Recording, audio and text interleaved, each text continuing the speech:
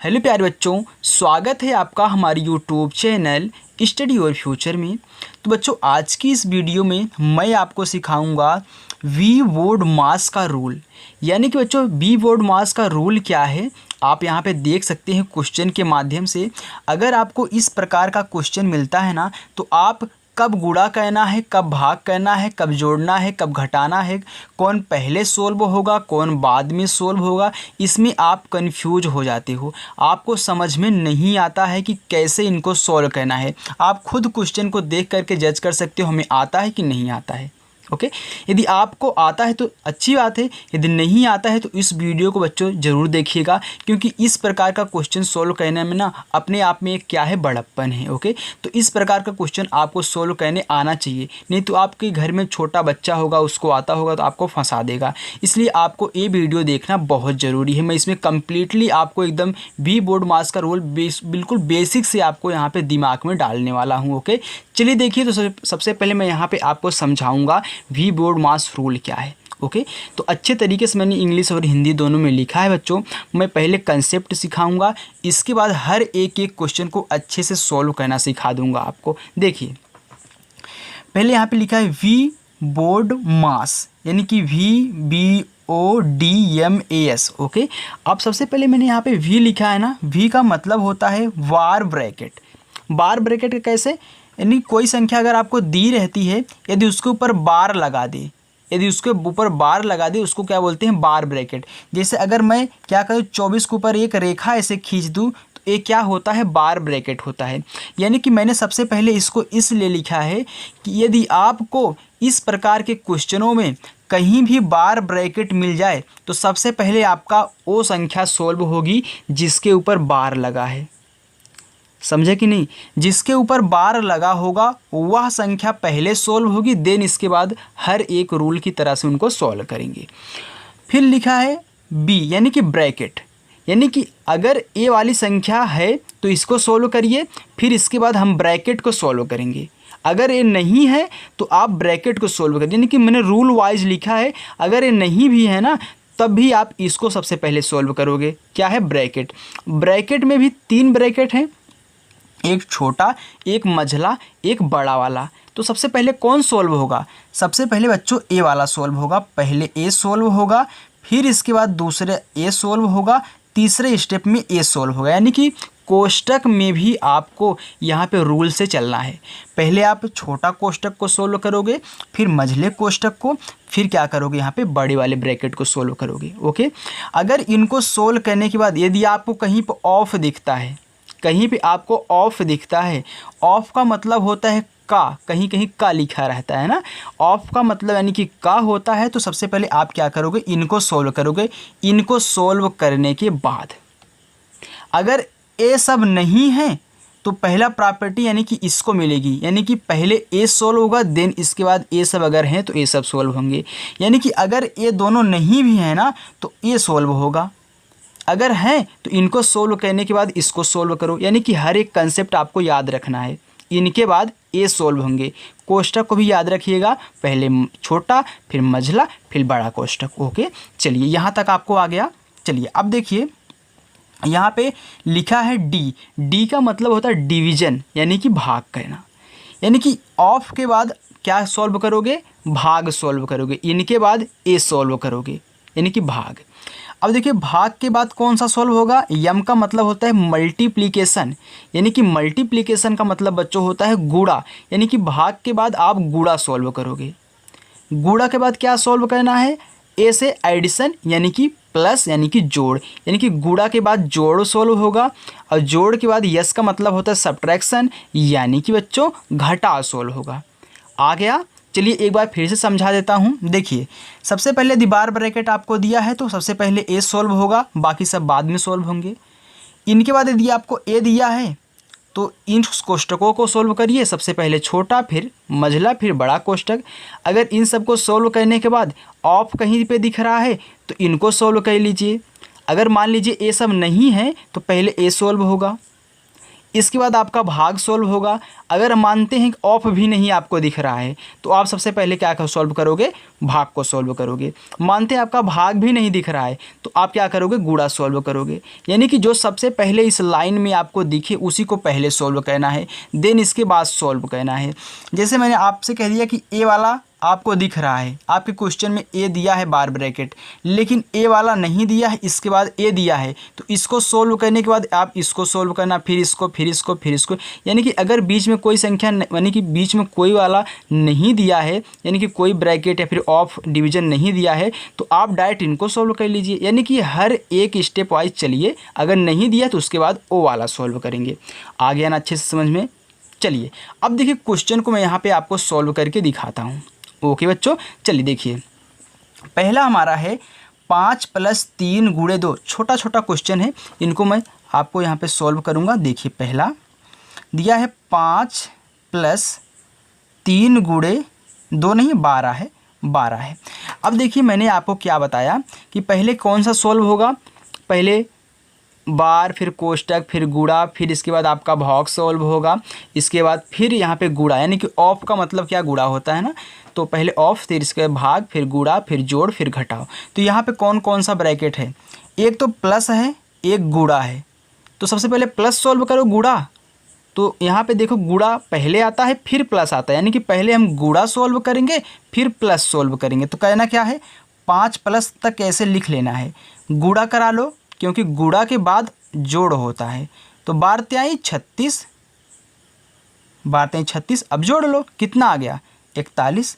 36 में 5 जोड़ो 41 आएगा ना, तो ये आपका आंसर हो गया। ऐसा मत करिए कि पहले 5 में 3 जोड़ दें फिर गुणा कराएं, तो गलत हो जाएगा। इसके हिसाब से चलना है। देखिए पहले गुणा था तो गुणा किया, फिर जोड़ था तब जोड़ किया। अगर जोड़ नहीं होता, घटाव होता, तो इसके बाद ए करते। ओके चलिए देखिए आ गया ना पहला। दूसरा देख लीजिए, दूसरा वाला, चलिए ऐसे लिखिए। दूसरा क्या है, 24/6 फिर +7 × 3 दिया है।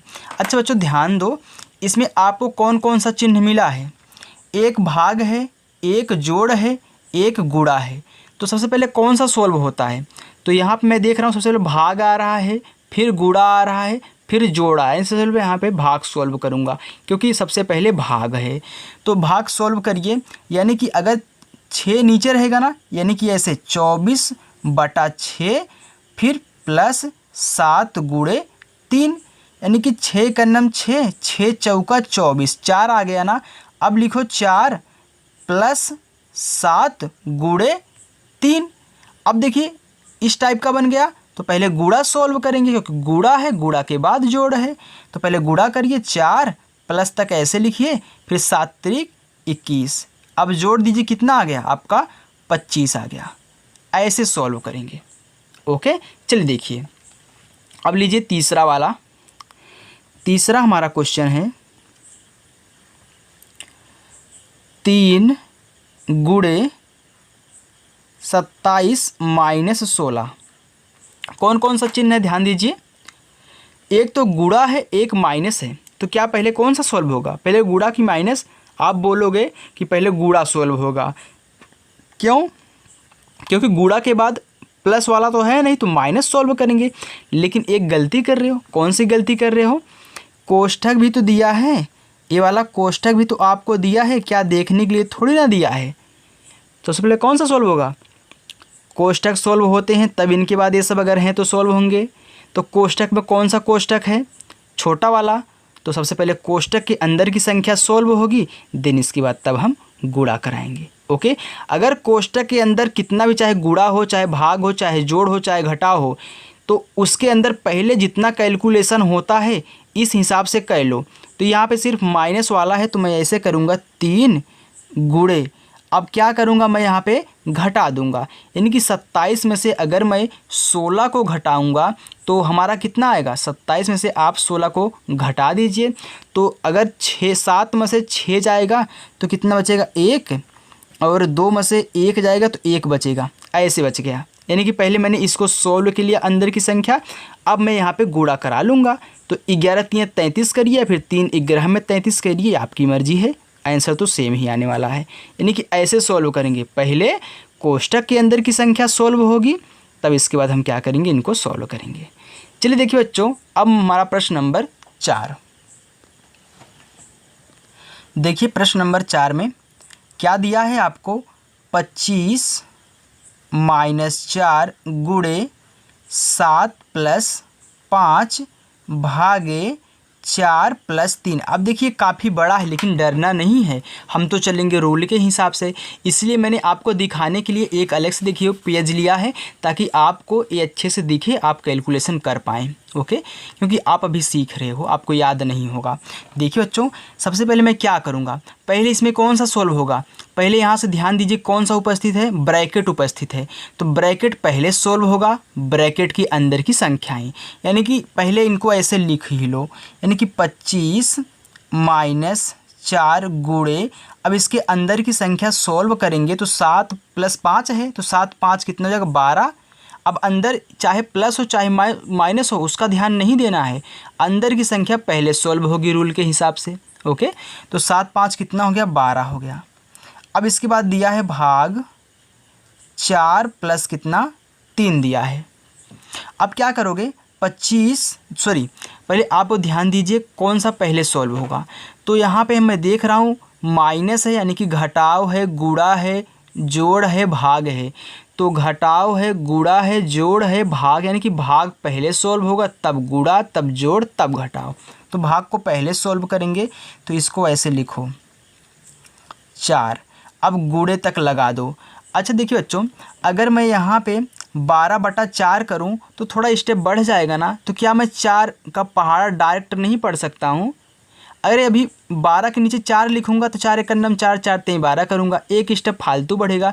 तो एक काम करिए, ऐसे ही पढ़ लिया करिए ना, क्योंकि ये 4 नीचे रहेगा, तो 4 तिहाई कितना होता है, 12, 3 बार गया ना, तो यहाँ पे 3 लिख दो, आपका भाग हो गया आसानी से। फिर प्लस है, प्लस का 3 लिख दो, ऐसे करना। ओके, नहीं तो बड़ा स्टेप बन जाता है। अब क्या सॉल्व होगा, भाग के बाद क्या होता है, गुणा होता है, यानी कि हम इसको सॉल्व करेंगे, इस वाले को। तो 25 माइनस तक ऐसे लिखना है, फिर 4 तिहाई या फिर 3 चौक कितना, 12 ही होगा, तो 12 लिखो, फिर प्लस का 3। अब ध्यान दीजिए, अब कौन सा सॉल्व होगा, जोड़ सॉल्व होगा। तो जोड़ देखिए, ए प्लस में है, ए भी प्लस में है, तो कितना हो जाएगा, 25 और प्लस 3 कितना हो जाता है, 25 3 28। दोनों प्लस में थे, मैंने जोड़ लिया। ए माइनस का 12 है, तो माइनस का 12 ऐसे लिख दो। अब देखिए घटा लीजिए, तो 8 में से 2 जाएगा तो 6 बचेगा, 2 में से 1 जाएगा, कितने बचेगा, 1, तो 16 आपका आंसर हो जाएगा। ओके बच्चों, देखिए कितना आराम से हो रहा है ना। अगर आप इसको याद कर लेते हो ना, तो कभी भी क्वेश्चन गलत ही नहीं होगा आपका। तो याद करना है, इतना ठान लीजिए। चलिए मैं 5वां सॉल्व करता हूँ।